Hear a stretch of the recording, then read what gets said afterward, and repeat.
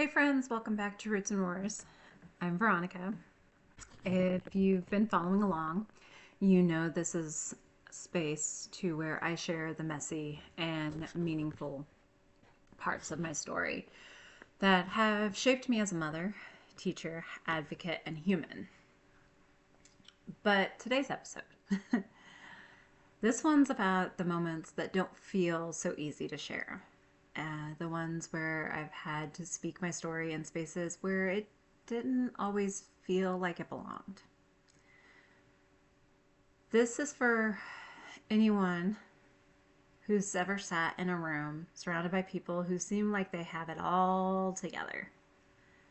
Anyone who's ever wondered, do they even want to hear what I have to say? Or worse, am I allowed to say it here at all? There have been so many moments in classrooms, meetings, trainings where I've felt like the odd one out. Where my story as a grieving mom, as someone raising a child with a terminal illness, and someone who didn't take the traditional path back to college, didn't quite fit into the conversation.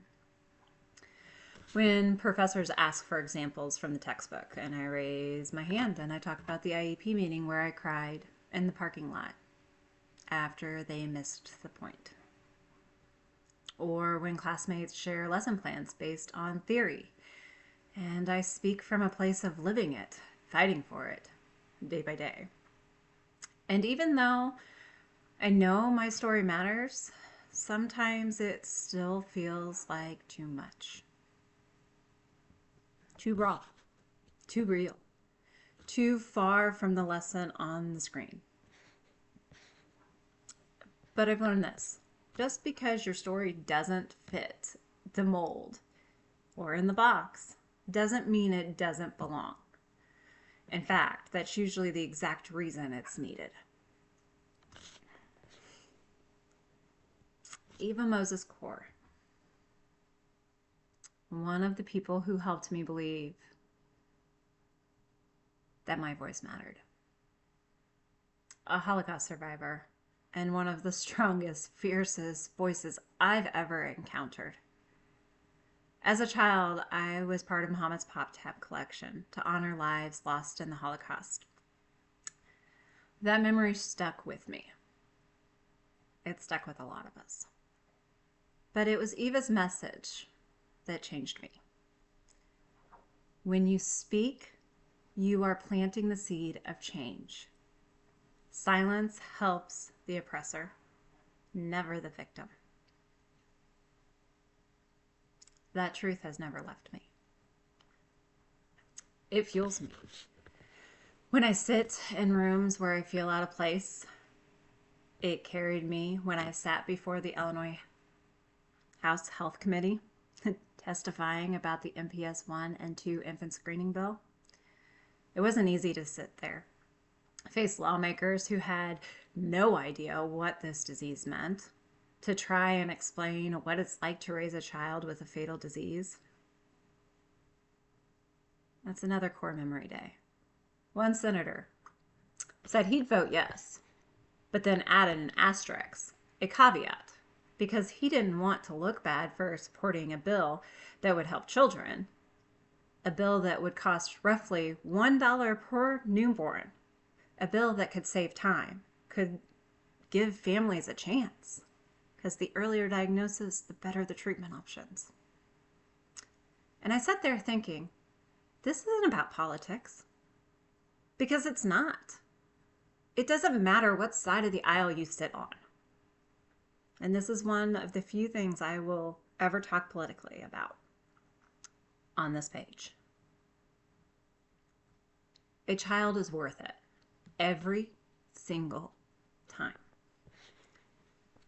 That moment, and I'll share a little bit more when I go dive deeper into this core memory, is one I'll never forget, because it taught me that sometimes the people making decisions don't understand the stakes until someone like you speaks up.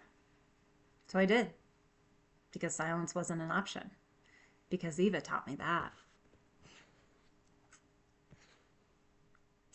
We're told to follow the curriculum, to cite the research, to keep it professional. And while all of that has its place, what about lived experiences? What about the voice of the mother who's been in a hospital hallway more than a classroom? What about the person who walks into school after being up all night holding a child through pain and still shows up to teach others? What about us? What about the people who carry stories that don't make sense on paper but move mountains in real life? When I speak now in meetings, in teacher workshops, in college classrooms, I remind myself, you belong here. Not in spite of your story, but because of it. I didn't go back to school just to get a degree. I didn't return to education just to be in front of young children. I'm doing this so I can look future educators in the eye and say, I've read the books you're reading. I've taken the tests. But I've also sat in the IEP meetings with tears streaming down my face. I've buried a child. I'm still caring for one who's terminal. And I can tell you what it's really like from the other side of the table.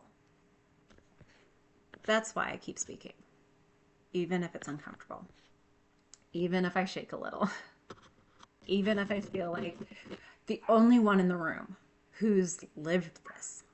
Because someone else in that room may be holding a truth they've never felt safe enough to speak.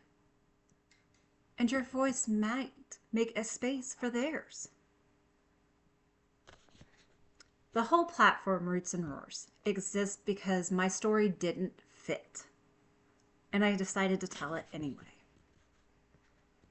So if you're listening right now and you're thinking, my story's too heavy, my grief is too big, my truth doesn't sound like theirs, I want you to hear this from me.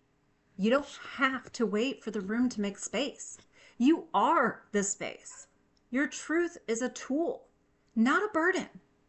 Your voice is a light, not a disruption. Thank you for joining me today on Roots and Roars. In the next episode, I'll be sharing what we owe the next generation of educators and how we pass down not knowledge, but heart. Until then, stay rooted, speak your roar, and remember what Eva Moses Core reminded us all. Your voice matters.